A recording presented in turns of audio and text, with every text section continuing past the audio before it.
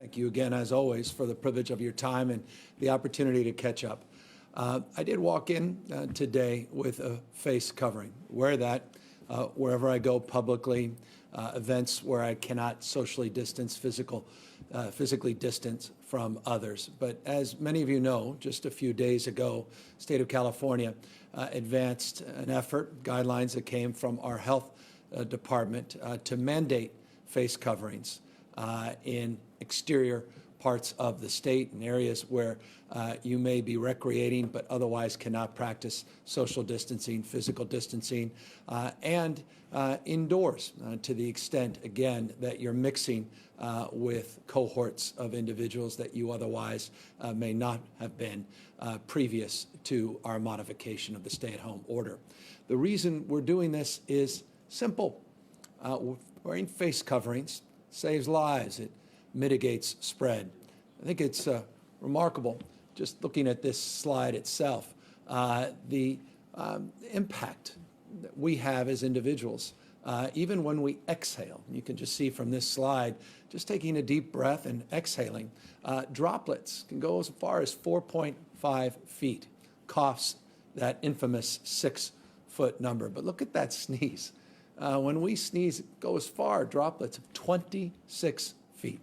It underscores the magnitude of opportunity we have as a state, I argue as a nation, to be more thoughtful, not only about ourselves, but about others when we are in public, when we start to mix cohorts, as we reopen the economy here in the state of California and all across the nation. I've had the privilege over the course of the last number of months to spend time with 4 ex-governors, living governors in the state of California. Governor Wilson, Governor Schwarzenegger, Governor Davis, Governor Brown. They've been advising me, advising our economic recovery task force. I've had the privilege of getting to know them personally. You have all gotten the privilege to get to know them professionally.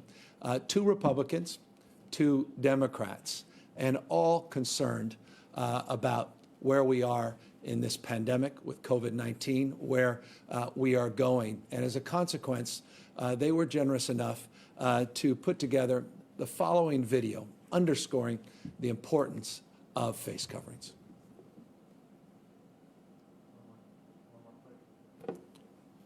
And here... And maybe you didn't vote for me. Arnold, newsflash, I voted for Gray Davis. But no matter who you voted for, or if you didn't vote at all, it doesn't change that Californians look out for each other. Look, nobody wants to wear these things. And thankfully, masks have come a long way since the last pandemic. This is not about being weak. It's about fighting the disease and keeping our families and ourselves safe. And it's about getting Californians back to work. And small businesses open safely. COVID-19 is still spreading. It didn't go away just because your mall is open at 50% capacity. This isn't over. It's up to all of us to fight it. So do your part. Don't let COVID win. Wear a mask. Just do it. Just do it.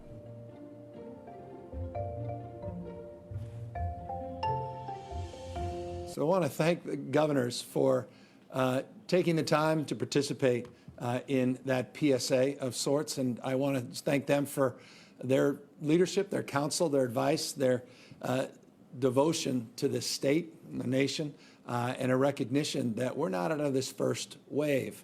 We're not into the second wave. We're not out of the first wave. And the slide you see now up on your screen only underscores that.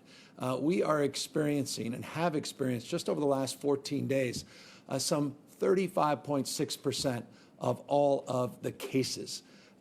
They have been reported just in the last 14 days, 46,000 plus new cases. Just yesterday, 4,230 individuals tested positive for COVID-19, 4,515 in the previous day, which was a record day.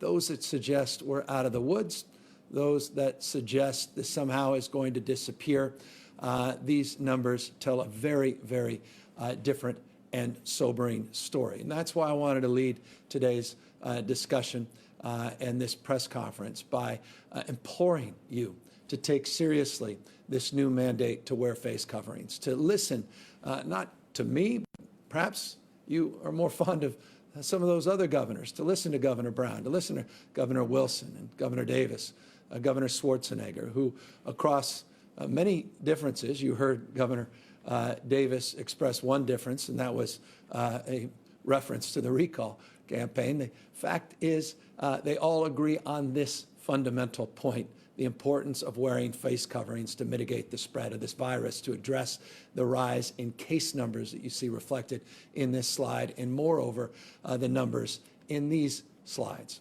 Look, I'm not naive. We have made this point, and other governors are making this point. It's part of a national conversation. The more you test, the more numbers of individuals you will test positively. We agree with that. In fact, we had a record number of tests that we conducted yesterday, over 92,000 tests done yesterday, 85,000 tests done the day before, 79,000 tests the day before that. That's the blue part of this graph. The testing is going up and up and up and up. But that doesn't tell the entire story. We're starting to see slight uptick in the positivity rates, not where it was. You'll see that red line, the 40.8% on the graph. Last week, last Monday, it was about 4.5%, now about 4.5, or rather 4.8% over a 14-day period. So it's going slightly up, even the positivity rate. We've made the point it's been relatively stable. It's dropped significantly since the 14-day first period of tests that showed 40.8%. But again, under a small subset of tests where mostly people were symptomatic, now as we get north of 90,000 tests, we're getting into populations where many people are asymptomatic or pre-symptomatic. But the positivity rate, nonetheless, that's been stable, is now going slightly up. Accordingly, we're starting to see an increase in hospitalizations. A week ago, we saw a modest increase. But this week, we have experienced an increase that when you stretch it out over a 14-day band, has gone up by roughly 16%. I'll get to what this number means, not just in percentage terms, but in terms of our total hospital capacity in this state, to put it in perspective. But it does reinforce perspective that I want to advance here today. Total number of cases are going up in the state of California. Total number of positive cases relative to total number of people tested is going slightly up. Hospitalizations are starting to go up in the state of California, reflected in this slide. Accordingly, number of ICU patients has also seen an increase, a little more modest than hospitalizations, but nonetheless an 11% increase over a 14-day period. Wear your masks, practice physical distancing, continue the hygiene that is so foundational in terms of mitigating the spread of this virus. We are not out of the first wave of this virus. We're not discussing yet the second wave because we still need to work through the first wave of this virus. Accordingly, though, we recognize that the last few weeks we haven't just been victims of fate, nor over the course of the last few months. I presented a similar slide last week on Monday that looks at the capacity of our system to address the increase in the spread of this virus. This updates you in terms of total healthcare system capacity. You'll see on this slide that we have a surge capacity of over 52,000 beds. We currently have, even with that 16% increase in total hospitalizations, the 3,702 number you see there, total number reflected is still a very modest subset of total number of available beds. It was 6% last week. We're at about 7% this week. So we still, because of the work over the last few months, identifying our surge capacity, putting protocols and plans together, both on the physical capacity as well as the human resource side, we're in a position to absorb even greater increases. So I want you to know we're managing this. We're focusing in a very deliberative way on addressing not only the mitigation, but addressing the reopening of economy where people are mixing, and the likelihood will continue that we'll see an increase in total number of positive cases, and by extension, a subset of that in hospitalizations. The second slide is a slide related to ICU capacity. Again, not dissimilar to the previous slide on hospital capacity. We have an ICU capacity that actually grew a little bit over the last week, over 4,120 now capacity, available ICU capacity in our system.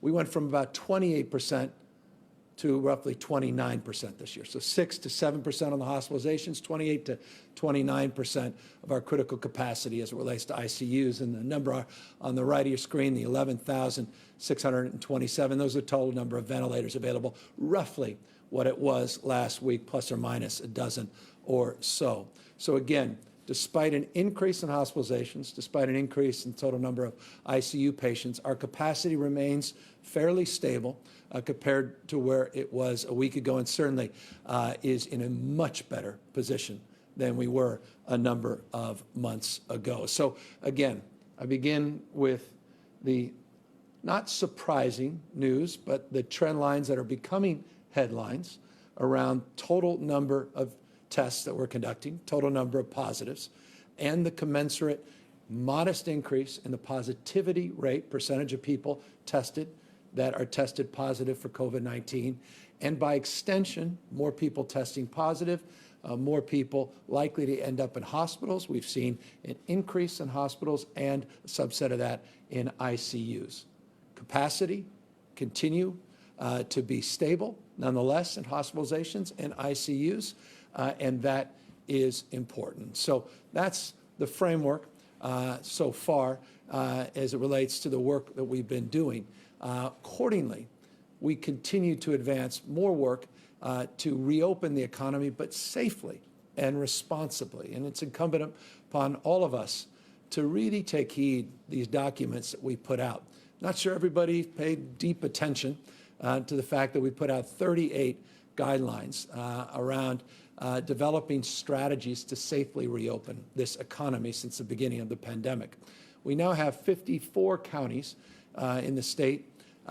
These 53 attestations, there's an attestation for 2 counties, forgive the confusion, but the vast majority of counties have moved forward by taking our guidance, which again does not prescribe when to reopen, it just lays out how to safely reopen, and they have implemented their protocols and procedures through that attestation process that, again, is available online at the covid19.ca.gov website, covid19.ca.gov website, where you could go to your county and see how they're performing vis-a-vis their own attestations.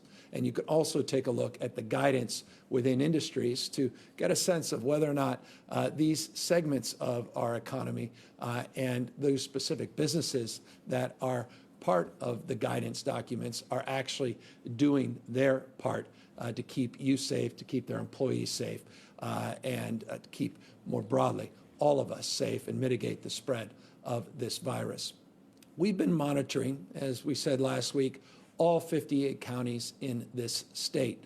Last week, we had highlighted a number of counties that we were monitoring, and we were focused on 13 counties in particular that required not just monitoring, but some technical assistance. The good news, compared to last week, with 13 counties that we were providing technical assistance, we now have 11 counties that we're providing technical assistance to.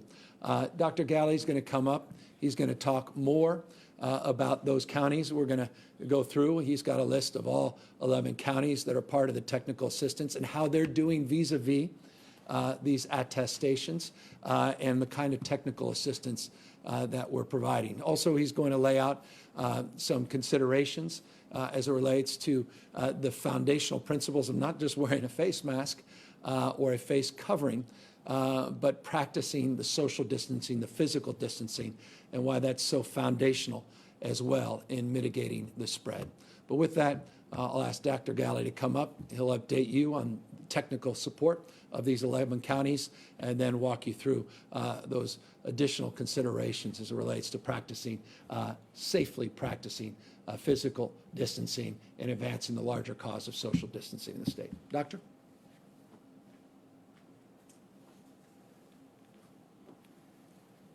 Thank you, Governor. Good afternoon.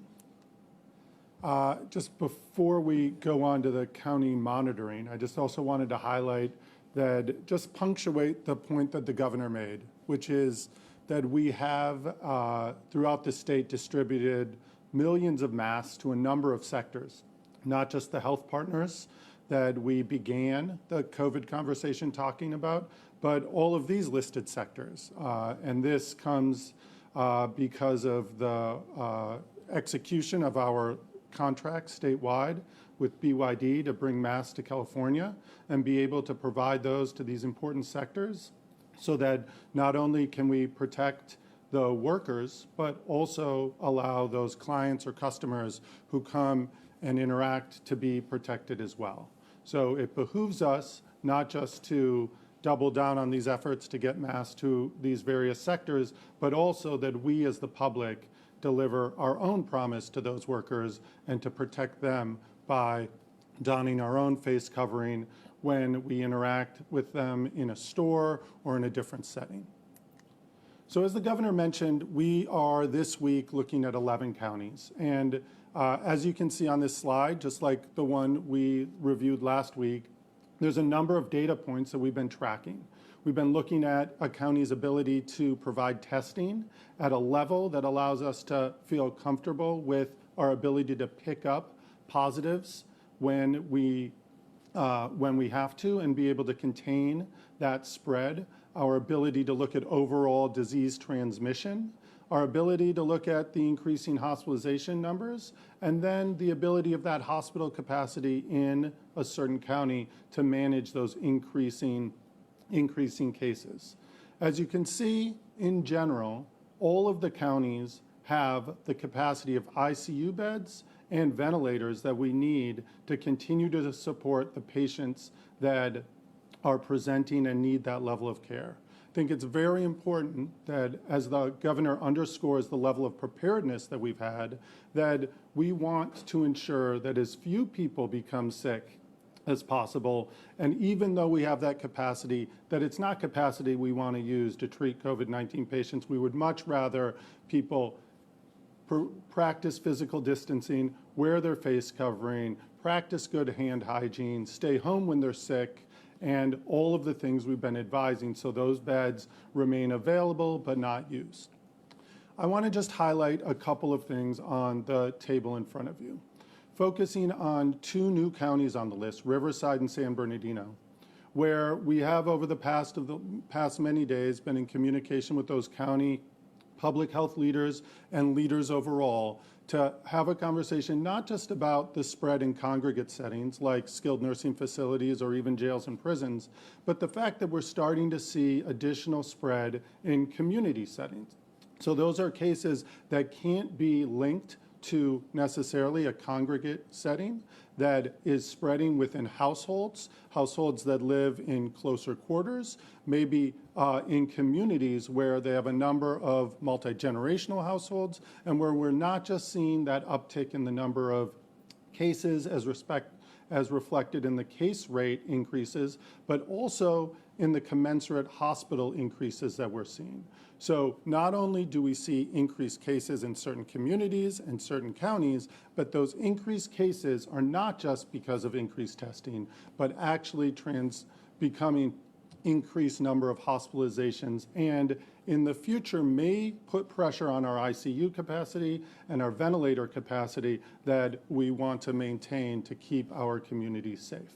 I also want to identify Stanislaus as a county that is on the county monitoring list for the first time, and then continue focus on Los Angeles County, where despite a good job in maintaining their hospital capacity, doing quite a bit of testing, we still have a very high case rate, which we watch closely because of the dense population in Los Angeles County.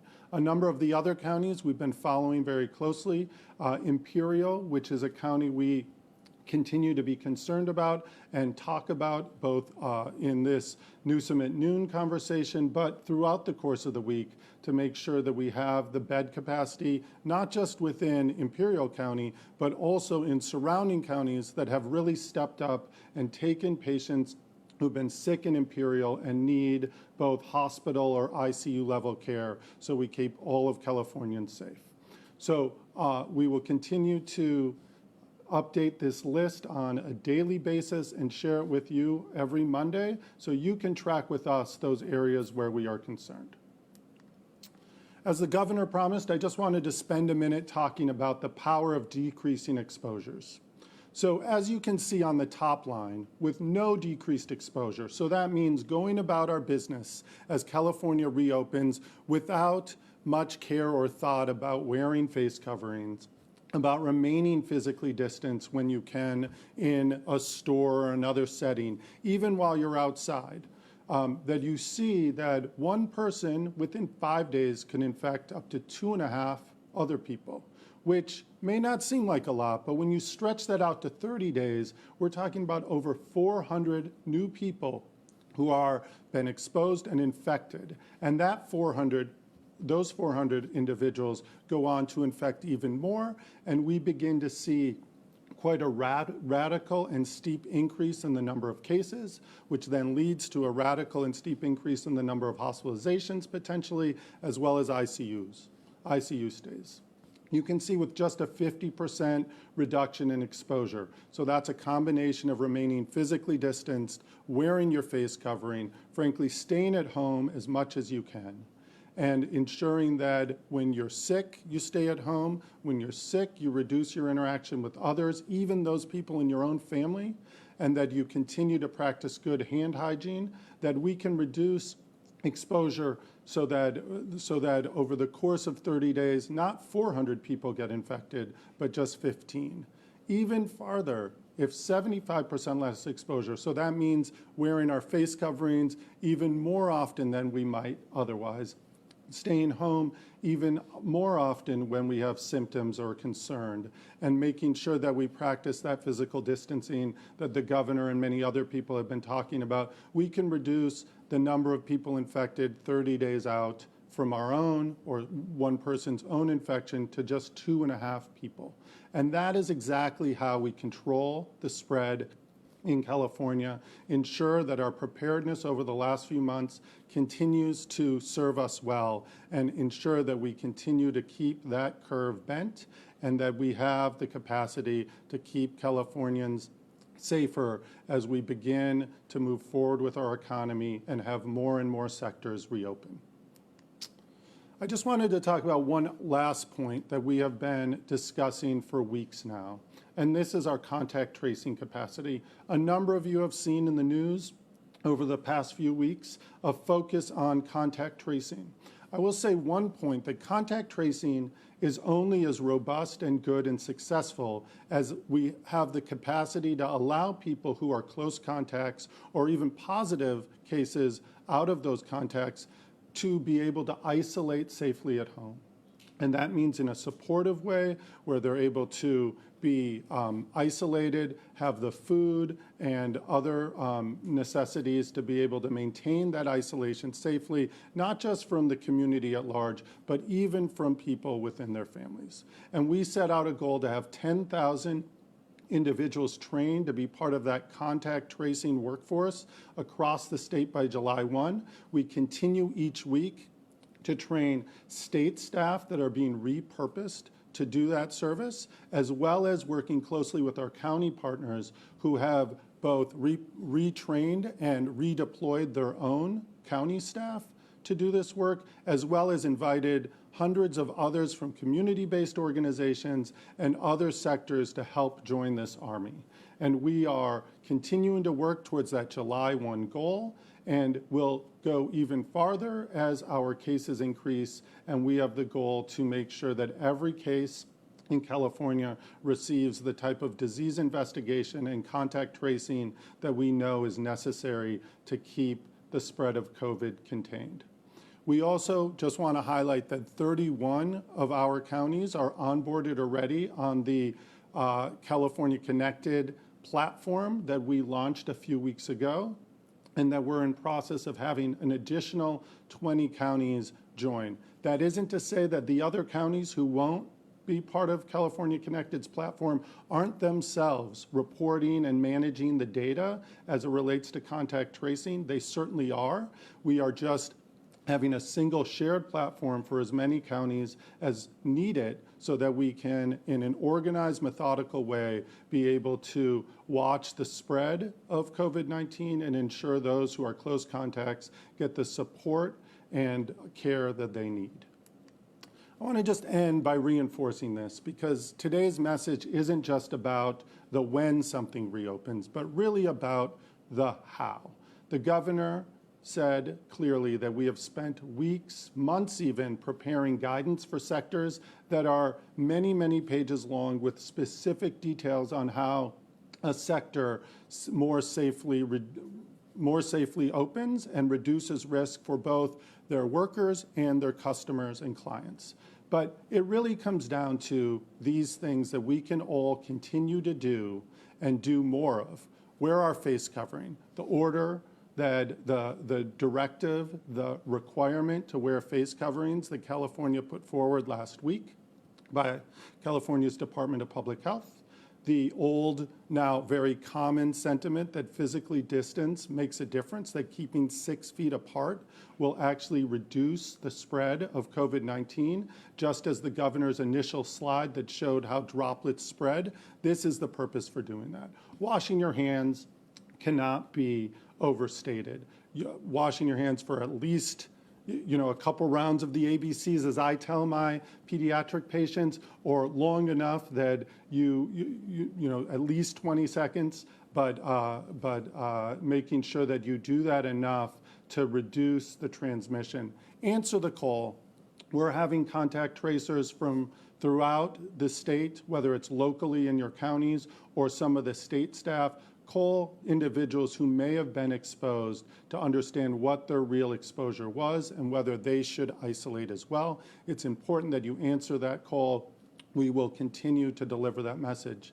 And then I just want to end by reinforcing that despite the fact that we are having more and more movement and mixing as sectors reopen, our strong support for individuals who are older or who have underlying medical conditions to stay at home as much as possible. We have spent the last many months asking questions and preparing to support those individuals as they stay at home, but because the virus is still spreading in our communities, because transmission is no different than it was before, we want to continue to support older Californians and those with underlying medical conditions to stay safe and stay home. So with that, I'll turn it back to the governor. Thank you, Dr. Galley. And as always, we want to encourage you to learn more about all of the above and get the benefit of understanding what's happening in your local community by going to the covid19.ca.gov website, covid19.ca.gov website. Again, it includes not just information that we provided here today, but those attestations, those protection plans, the specific details within your counties, the guidelines, the sectoral guidelines that we just put forth. Also includes updates on testing, the tracing work that Dr. Galley was just referring to, and provides a little bit of a dashboard, a little bit more clarity and insight as to how certain counties are performing versus other counties. And as always, we encourage you to go to the testing site on covid19.ca.gov. If you feel you need to be tested or you know a loved one that you would encourage to be tested, go to that site and then just type in your zip code and you'll learn from close to 90 different sites that are on the COVID-19 platform, what's available near you, and the cost, which is in almost every case negligible or zero, as these are subsidized examples, at least subsidized locations that we've worked hard to provide for people regardless of their means. So look, bottom line is, as we move forward, to be sober about the reality that, again, we are still in the first wave of this pandemic. To again remind ourselves the power and potency of our individual decision-making, our ability to bend this curve, ultimately to bend it down until we have a vaccine, until we are in a position to turn the page on COVID-19. It's your individual decision-making that will determine our fate and future, our capacity to mitigate the trend lines that you've seen that we presented here today, to mitigate the likelihood and need that we ever have to toggle back on these stay-at-home orders and revert back to where we were just a few months ago. We don't intend to do that. We don't want to do that. But I want to make this clear. We are prepared to do that if we must. Clearly, we have the capacity, individual and collective capacity, not to have to go in that direction by just being a little bit more thoughtful about how we go about our day-to-day lives. Read up on these guidelines. When you go to a restaurant and it's clear that they're not practicing what we are preaching, report that. Give us the tools to enforce. And I want to make this point clear because invariably it's asked of me on a daily basis and likely to be asked in a moment when I turn this over to questions. What is the enforcement mechanism? Foundationally, we look to local government to drive the enforcement. But we more importantly look to the moral persuasion each and every one of us have as individuals to, again, be good examples. So that when we're out and about and we're wearing a face covering, we're not only protecting ourselves and protecting our loved ones in the broader community, but we're also sending a message to people that they should consider doing the same. Our goal is not to be punitive. Our goal is to educate.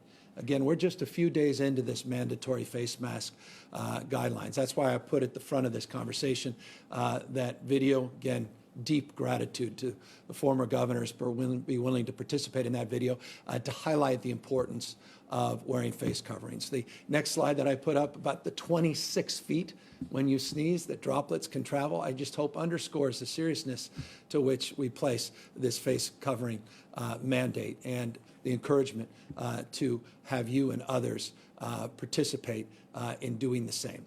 But beyond that, the state of California and local government has the ability from a regulatory perspective to go after people that are simply thumbing their nose and abusing the privilege of this moment and not putting your best interest, your health interest at heart, or even their workers.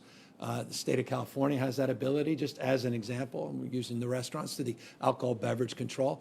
I was on a conversation call today with many governors across the country. In fact, it was an all-governors call with the Vice President of the United States, comparing and contrasting best practices. There wasn't one governor that spoke that didn't speak up about the importance of enforcement and the relationship they have in terms of not trying to be punitive, not trying to be too aggressive or heavy-handed, but at the same time, being able to utilize tools in the toolkit. Again, focusing first on the cities and counties and the regions doing the same, the state from a regulatory perspective, not least of which ABC, but also OSHA, and the capacity, again, to educate workers, the importance and, or rather employers, on the importance of protecting their workers and advancing the principles of the guidelines. Again, guidelines say how to reopen safely. And it's incumbent upon those within industry sectors that helped us, many cases, leaders in those sectors helped us draft those guidelines to procure strategies to manifest those guidelines to keep you healthy, to keep you safe as we transition out of this first wave and prepare for the fall and the likelihood of a second wave. I want to just close by making two additional points that were highlighted by Dr. Galley and can't be reinforced enough. You saw that one slide that showed 130.1 million masks that have been distributed throughout these sectors of our economy, the transit sector, our education system, obviously within the health and human service sector, the agricultural sector. We also, because of the magnitude of our capacity now as a purchaser, We currently have an inventory of 199 million masks. We've distributed 130 million.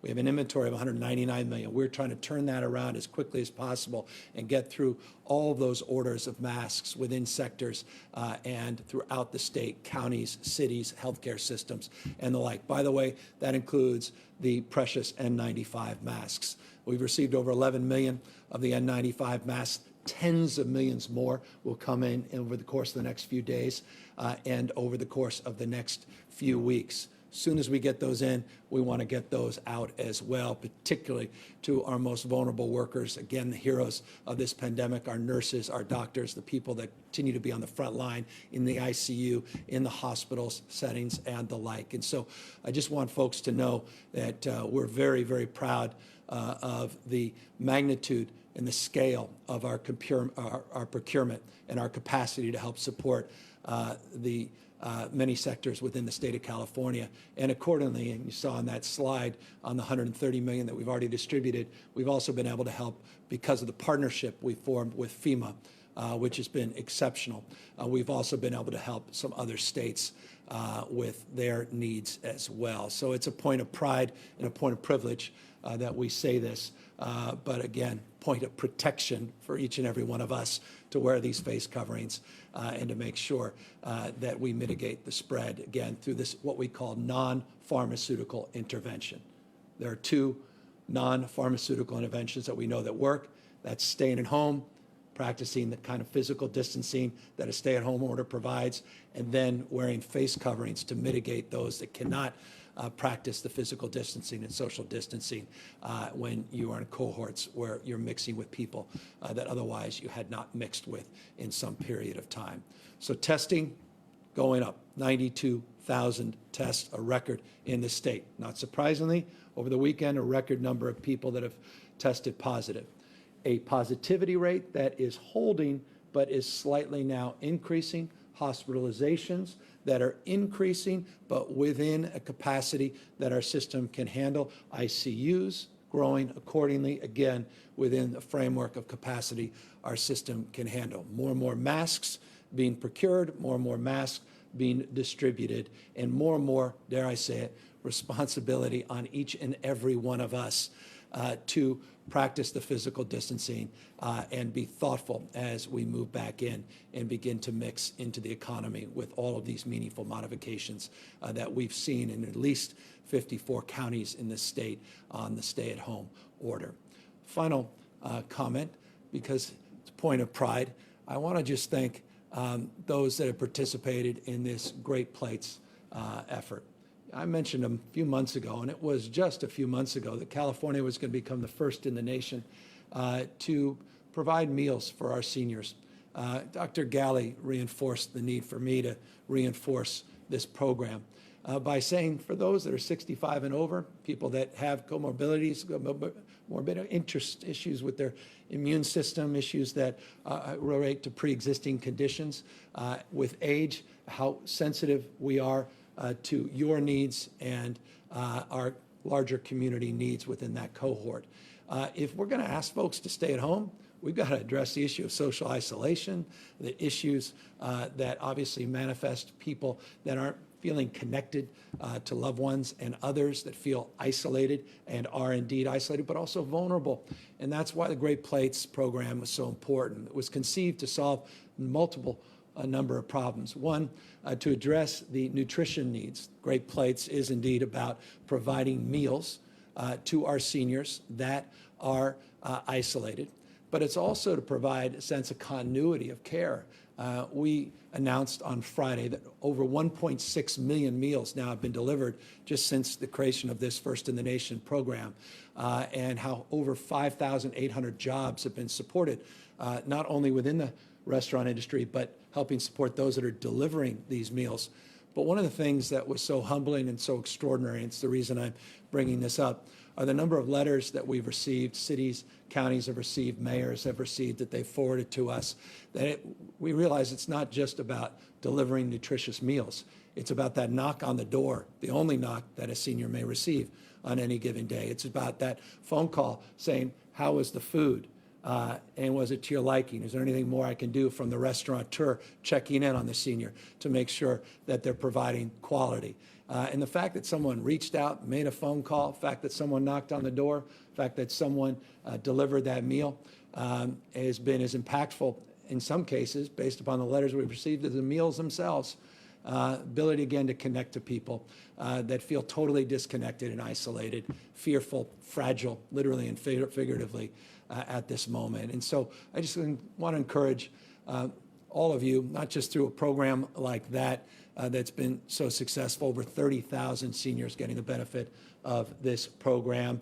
Again, not every senior gets the benefit of the program. It's an income eligible program. It's people that otherwise are not eligible for other programs that get the benefit. But the fact that we're doing it is just testament to individuals that are discovering something even more extraordinary, and that is the power and potency of their voice and their willingness to connect on a human level with another person. And that's why I just want to encourage you, even if you're not part of the Great Plates program, become part of something bigger than yourself. That COVID-19.ca.gov website also has volunteering information, has information on how you can support seniors and how you can just make calls and check in on strangers, see how they're doing, make a difference in people's lives. I always say the happiest people in the world are volunteers. So if you're feeling a little down, you're feeling a little blue, you're feeling, again, fearful, anxious, again, a little fragile, one of the most significant ways you can change your own outlook on life is by reaching out to someone else and checking in on their life. And again, I can't be more encouraging than your capacity to make a difference in other people's lives, and in turn make a difference in your own life by checking out those volunteering opportunities. COVID-19.ca.gov, wonderful resource for that as well. With that, happy to answer any questions. Jackie Botts, Cal Matters. Hi, thank you, Governor, for answering our questions. My question is about the safety net programs that you've stood up during the pandemic. That includes pandemic unemployment assistance, the Easy Place to Apply, pandemic EBT, Great Plates Delivered, which just described, disaster relief assistance for immigrants, Project Room Key. Many of these programs are first in the nation, but reporters have also documented bumps along the ways, delays, clogged phone lines, et cetera. I'm wondering if you could, for me, if you were writing your own report card, what grade would you give yourself for these safety net programs in terms of how well they've delivered on the promises that you made when announcing them? Yeah, I'm very proud of starting things from scratch. I'll leave to more objective minds. People come with their people come with a subjectivity oftentimes, and I come with an open heart and a humbleness that when you start something from scratch, you take pen to paper, you take an idea, and you're dealing with a lot of challenges in this state. We just were able to get together, legislature over the weekend, get a budget deal together. Now, a lot of news getting PG&E out of bankruptcy, trying to deal with the issue of racial injustice and police reform, systemic issues that we have to address as a nation, dealing with, we had 429, or I think it was 400, it was about 429 wildfires we were monitoring last week. We are doing our best under very challenging circumstances. The fact that we have over I think it's 14,000 human beings we estimate in the 11,000 or so rooms off the streets and out of congregate facilities and shelters under Project Room Key. I couldn't be more proud of that. We could have just walked away and never even endeavored to do something audacious, do something no one else had ever done, do something that no one else is doing. We did it, and I'm proud of it, proud of the work that we've done on this Great Plates idea. We could have just walked away from it, never even endeavored to do something that helped support 5,800 folks that's made a difference in the lives of tens of thousands of our seniors, 1.6 million plus meals served. To the extent that we were able to procure an unprecedented amount of masks, not only for our state, but now helping other states, it's testament to a commitment and tenacity not to allow critics to get in the way of progress and to put our head down and try to solve problems. I'm proud of the progress we've made in that place as well. We've distributed over, $34.3 billion just since March 15th. $34.3 billion. This was March 15th, not of last year, this year, in unemployment, in pandemic unemployment assistance. That's not something the state has ever had to do in the past, and I'm proud of the work that they've done under very difficult circumstances. We haven't been shy about being honest about the frustrations we've all shared and the thousands of people that we had to get redeployed to help support those phone lines, and dealing with the magnitude of call volume, 5.7 million people now that have applied for unemployment insurance and PUA insurance just since March 12th, not 15th. And so, all these areas are opportunities to do more and do better, but I'm very proud of the team for being able to meet the moment overwhelmingly and to advance some best practices for the rest of the nation and not be timid and not be shy about the work that we have in front of us. Renee, AP. Hi, Governor. So you talked about the positive case rate increasing and hospitalizations going up. So how seriously are you, or how worried are you about the new infections and hospitalizations? And is it safe to continue reopening given that a lot of people are still choosing not to wear masks? And finally, are you worried that Californians have started to normalize the deaths and illness from coronavirus? Yeah, we had 20 lives lost yesterday to the virus. I should have began with that. Thank you for the opportunity to remind people. People are still losing their lives to this pandemic. Our hearts go out to every one of the families and individuals, obviously, but family members who've been torn asunder because of this pandemic. The hospitalization numbers are something we've always been focused on, the positivity rate and the total number of positives, particularly as our testing has substantially increased and we have a greater sense of understanding of the community spread than we certainly did 3 weeks ago, 3 months ago. We've been putting together not just a plan for a hospital surge. That slide I showed you a moment ago, the 52,000 beds, that's just in the hospital system. We have, in addition to that, these alternative care sites.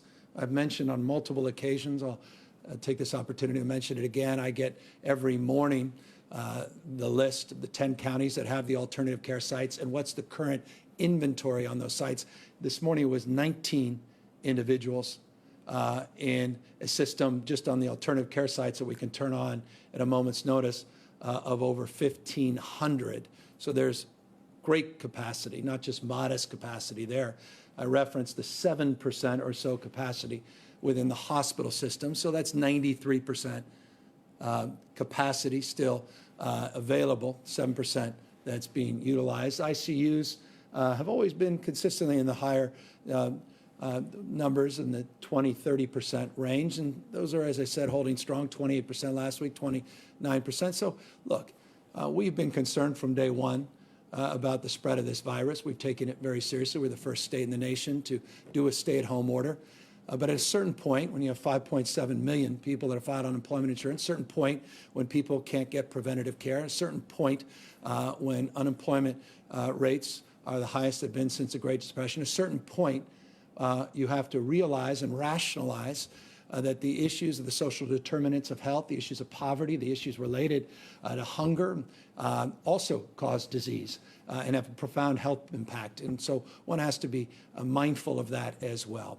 And that's why we've worked hard to safely reopen the economy. It's why we've given the tools to the locals to make the decisions for themselves. That's not the case in every other state. There's been mandates from atop, including even on face mask coverings, where they're denying local government in many states the ability to make that determination for themselves.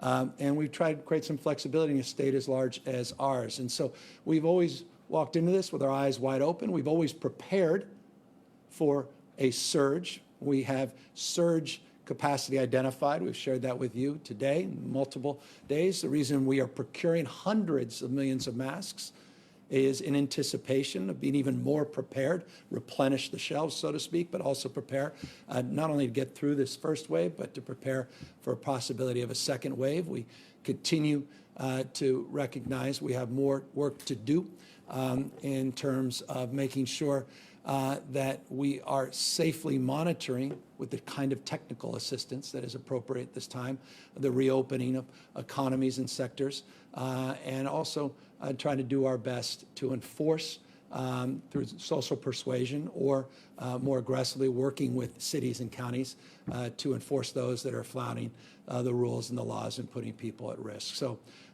we're in that band where I feel like we anticipated the likelihood as we reopened of these numbers increasing, and they have.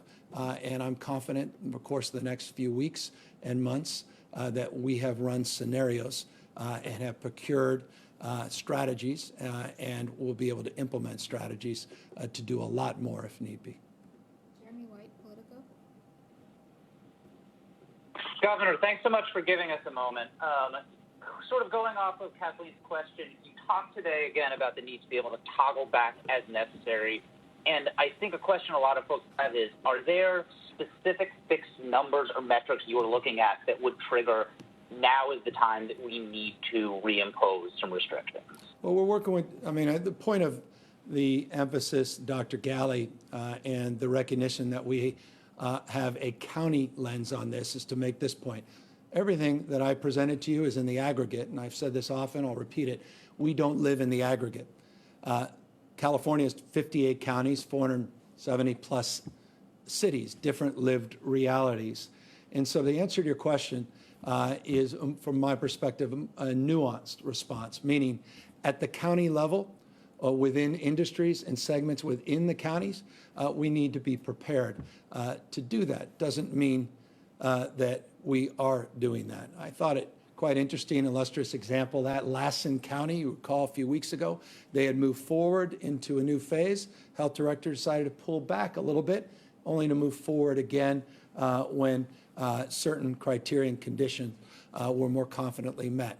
That's exactly the kind of protocol and kind of responsiveness that we're looking for from health officials and health directors and local elected officials. We put a lot of responsibility into those their hands, and accordingly we want to provide technical assistance to support them through navigating the application implementation of the rules of the road that they're putting out in terms of timelines for reopening. So the technical assistance is foundational. We're now monitoring technically, again, 11 counties. It was 13 last week. And if we see persistent challenges, if we see things that raise red flag concerns, and Imperial County has been an example of that in terms of trying to need to decompress their hospital system and some of the cross-border issues, then we will hold the line a little bit more. And to the extent we have to, we can pull back. Katie Orr, KQED. Hi, Governor.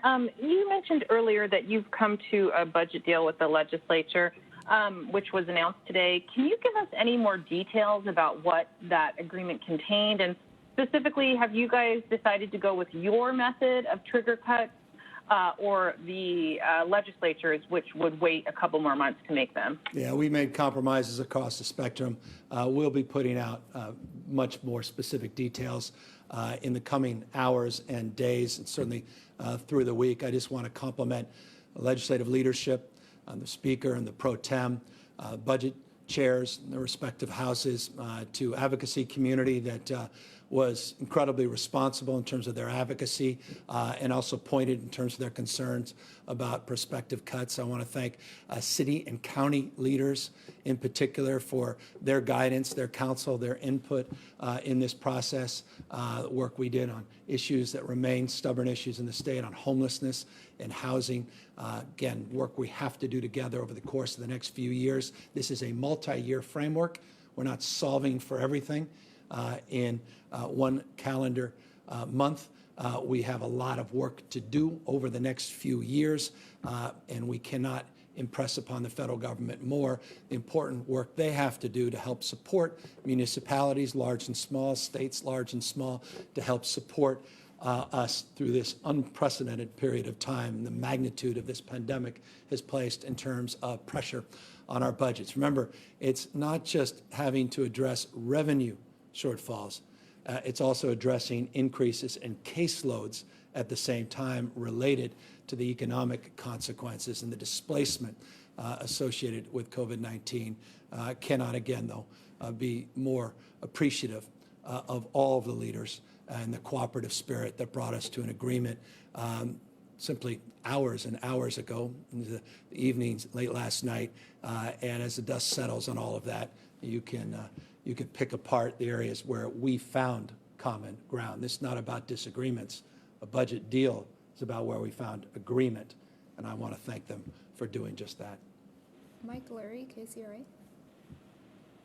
Yes, Governor, just diving a little bit more into the details of that, if you could share any more details regarding the deal in terms of what was agreed to with the legislative leaders, specifically for University of California, California State University, and the tax breaks that were going to go to small businesses.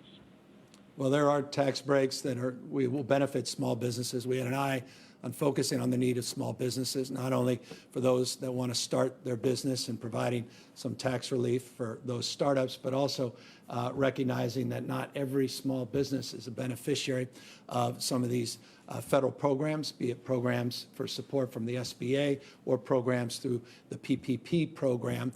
Many have fallen through the cracks, and as a consequence, we have provided more resources, more loan capacity in that space, in addition to what we did through the process under the executive authority provided under the emergency capacity that the legislature afforded me a number of months ago, in the creation under this iBank of loans along these lines. We've done a number of other things to help mitigate education cuts that were part of the May revise. We have also deeply focused on a lens of equity. That was a foundational principle thrust to which I made very abundantly clear on multiple occasions, and I know is deeply part of the zeitgeist and value proposition of the California legislature, and we came to agreement in that space. You'll get all these details. They'll be brought out in the next hours, as I said just a moment ago, days, and certainly over the course of the next week. Dustin Gardner, SF Chronicle.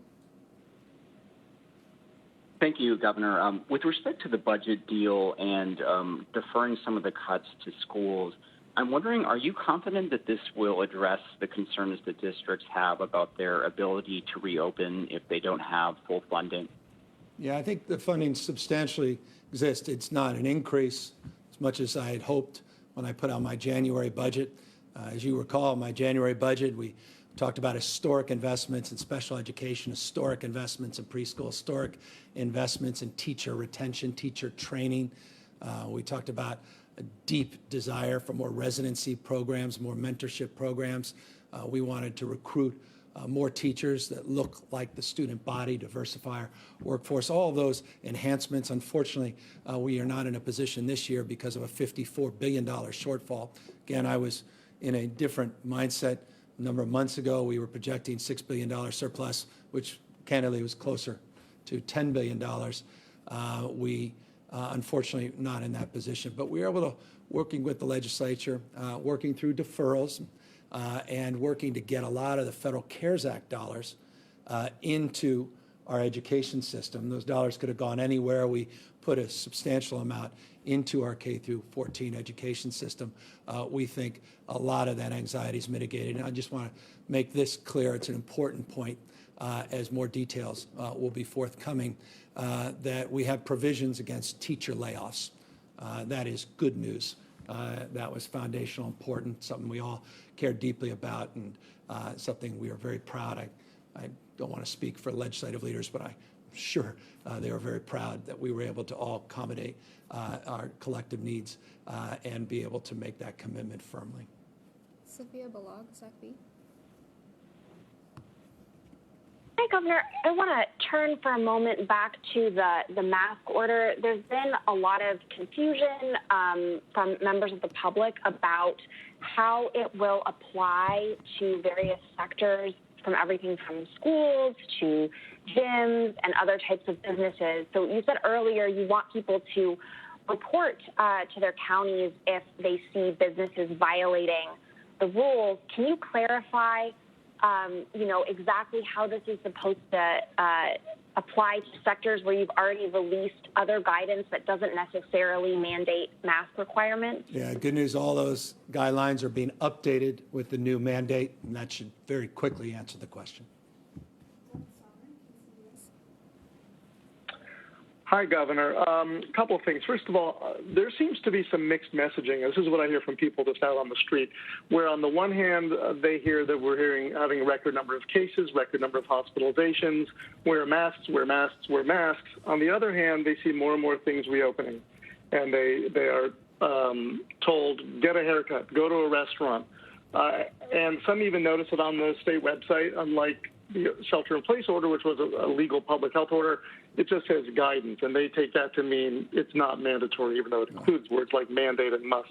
Can you address the mixed messaging that still seems pervasive out there, where a lot of people say this can't be as bad as they say because, look, they're letting everything reopen? And as you've been touting more testing, what is your reaction to President Trump having told his staff to scale back on testing, slow it down, which the White House has offered several explanations for, but it now appears he actually did? I'm very proud. We had a record number of tests yesterday. We are now exceeding our goal of 60,000 tests. I'm proud of the work that our team has done in that space.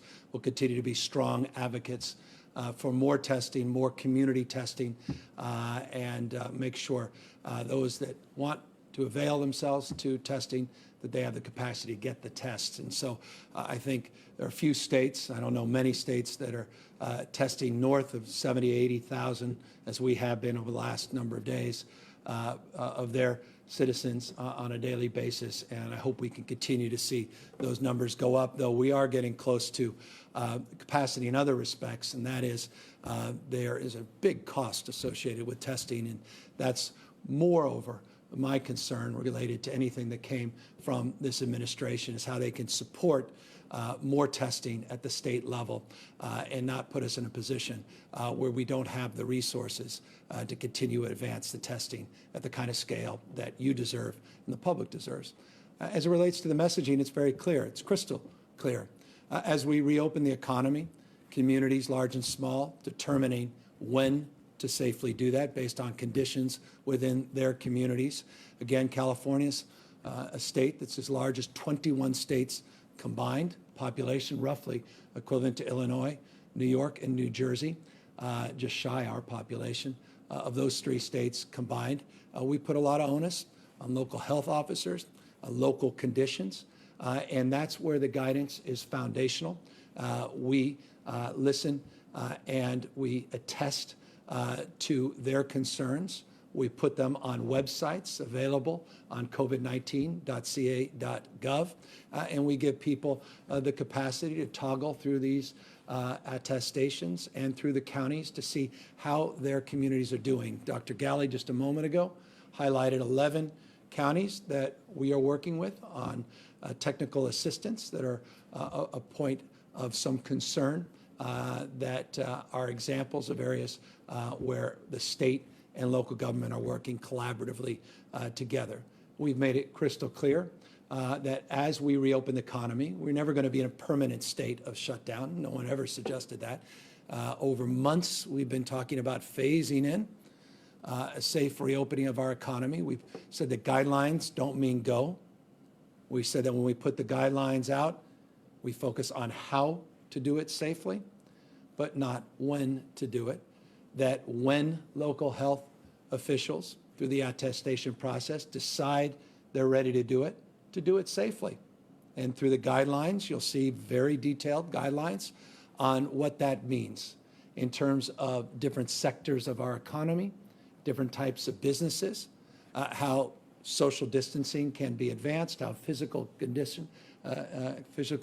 distancing can be advanced. And now we have put out what exists for many local governments, and that was guidelines on face masks that were encouraging a face mask. Now we have mandated face masks. There's no ambiguity there.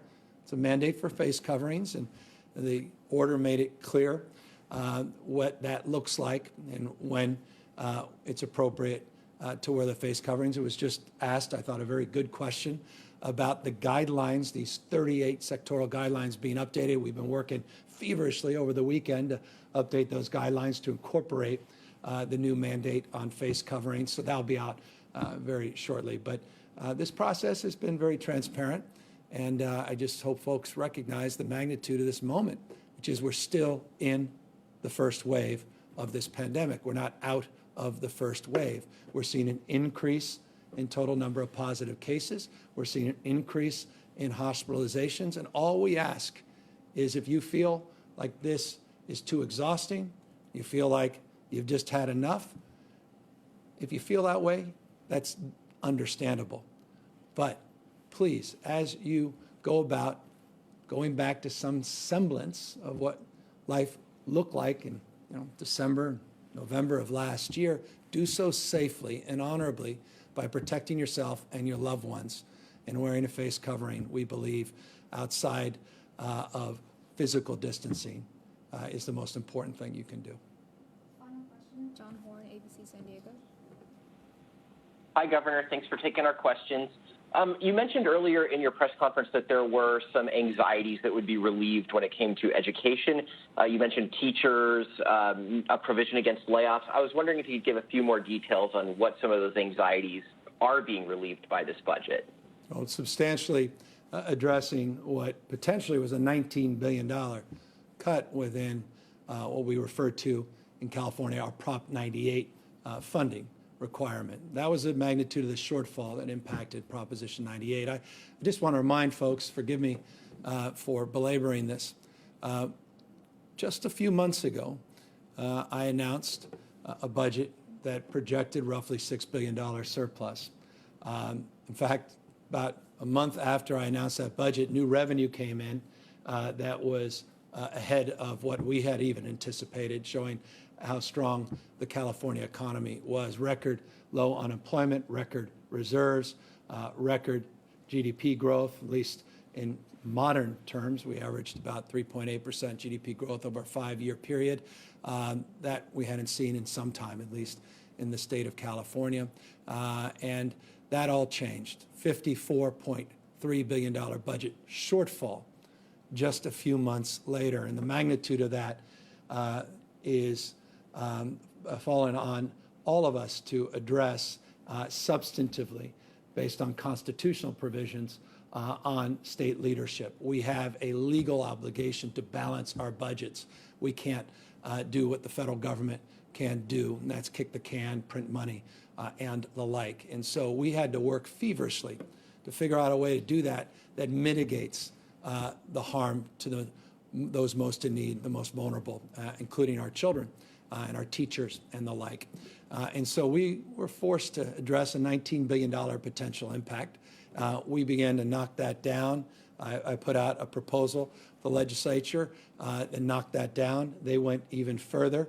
We worked together across some technical differences in terms of how we distributed those funds, including the support from the federal government to target issues around learning loss and equity in our school system, which was so foundationally important to me, and I know legislative leaders. There was concern and anxiety about layoffs and pink slips, and that was substantially addressed with language that is part of this budget bill that I look forward to signing based upon the agreement from last night. So we made a lot of progress. By no stretch of the imagination is where we wanted to be, and the reason I'm being so long-winded is to contextualize where I hoped we would be when I announced the January budget versus where we are here in June. And comparatively, we wished we could do a lot more because our educational system is still substantially underfunded in the state of California versus other states, and we're going to have to be very resourceful in the future to find additional capacity to make more investment, not less, in our public education system. With that, let me just encourage people to take more seriously, not less seriously, where we are at this stage of this pandemic. We have a mandate for wearing face masks.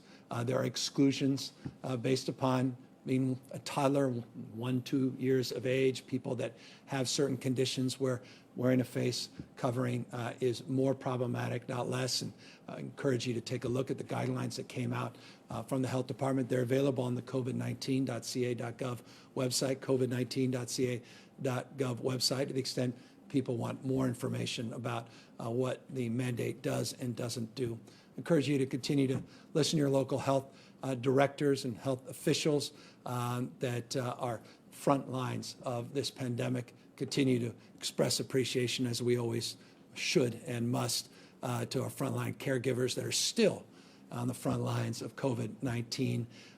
And I'm just, again, grateful to them, as we all should be. We'll get through this, no question in my mind. We are a very resourced state, and we are in a much better position than we have ever been to tackle this pandemic. Mark my words, we'll get through it, and we are in a much better position across the spectrum than we have been in many, many months. But the numbers are increasing as we reopen the economy. And as we reopen, all I ask is that we are more vigilant than we have been, even perhaps than we were a few months ago, because we need to get out of this first wave and prepare for a second wave and get through this together and get those immunizations out. And we'll get back to a more resilient mindset and a more robust and abundant California into the new year. Take care, everybody. Thanks for the time.